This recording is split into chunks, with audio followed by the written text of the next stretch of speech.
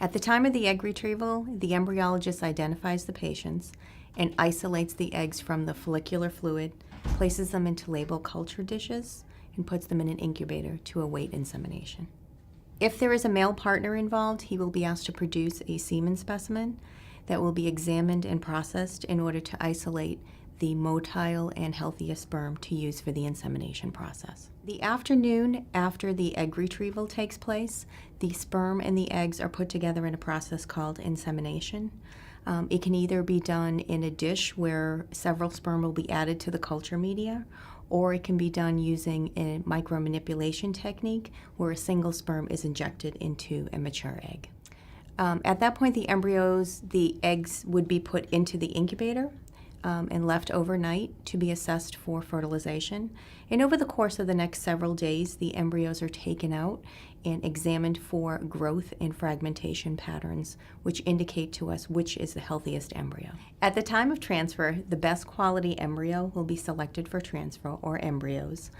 And the embryos are loaded into a catheter, which is a small thin tube, which is placed into the patient's uterus by a physician.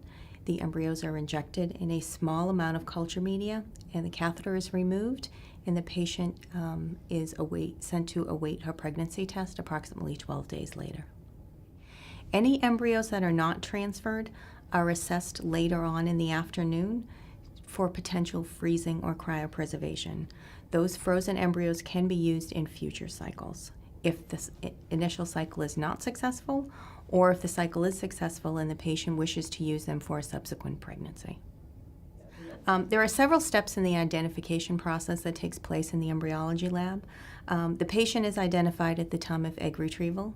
The sperm is identified through a picture ID when the man is asked to produce his sample, and all the way through the preparation process by both two identifiers of a last name and a unique MPI or record number.